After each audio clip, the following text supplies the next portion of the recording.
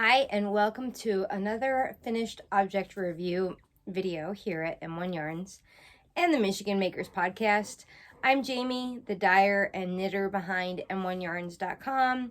And if this is your first time, welcome.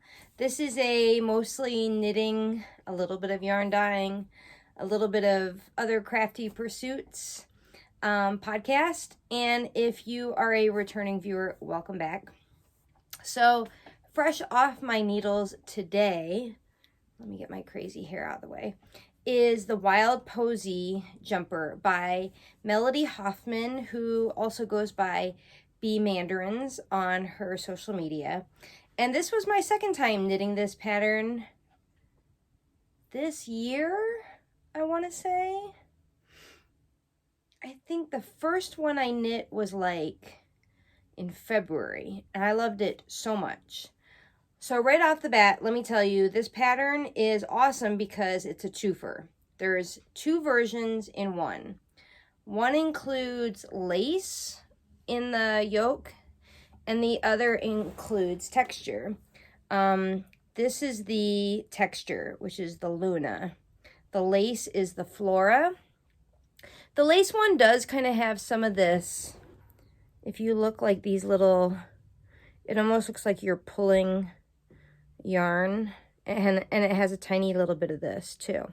But anyway, so the first time around I did the Flora or lacy version, and I loved the pattern so much. It flew off the needles.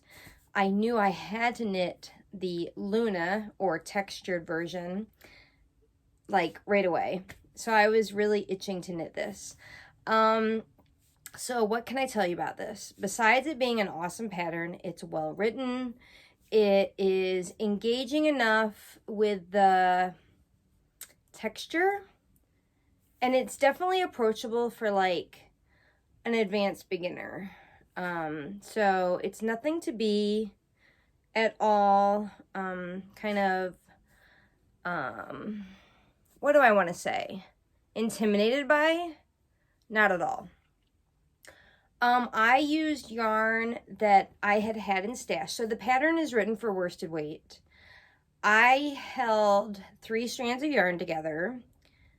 2 strands were by Lolabean Yarn Co. that I bought at, it was a knit night event at Rhinebeck 2019. I don't remember the colorway names, but they were like an autumn. I mean, you can kind of get a sense for the like orangey like feel. They were limited edition, and so I held a strand of 80/20 fingering weight with a strand of mohair, both in the same colors by Lolabean Yarn Co. And then to get gauge, I also threw in a strand of this Lana Grossa Chiara, I want to say is how you pronounce it.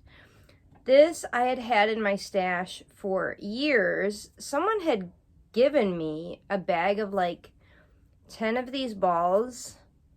It's supposedly fingering weight, but I would call it maybe closer to sport weight.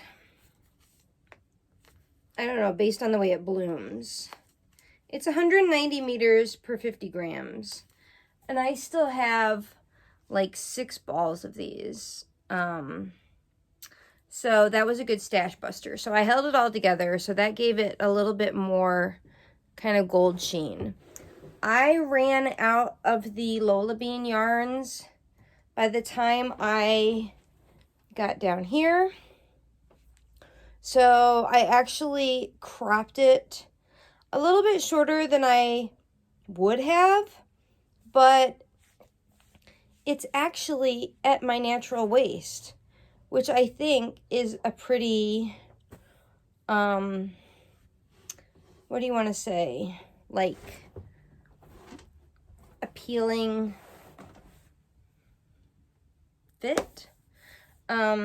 So rather than doing kind of several inches of ribbing, I thought let's go for a minimal look, and I just did 1. And I held 2 strands of this. Oh, I did have mohair left for this. So then when I came back up to the sleeves and picked up, oh, I had mohair left for that too. I knit a row around, I should say. Then I ribbed 3 rounds, and then I bound off. Because then I was basically out of mohair. It was serious yarn chicken. My goal was to get this out of the 1 skein of fingering weight and 1 skein of mohair I had from Lolabean, plus this stash that I had in order to get gauge. So fingering plus mohair equaled worsted. Yes, that adds up. So anyway, there's really not much to say about this apart from the fact that I love it. I think it's a great pattern. I would probably knit this again. I'm really into right now like mohair or alpaca in short sleeve sweaters. I feel like they're very transitional for spring and fall, especially here in Michigan. I could layer this over like a button-down shirt. I could, you know, I feel like it gives your body, your torso, that coziness you want, but lets your arms kind of breathe a little bit, if that makes any sense. So it's a long sleeve pattern, but I just modified it by, like I said, just knitting around, then ribbing 3 rounds, and then binding off. I mean, it's pretty simple.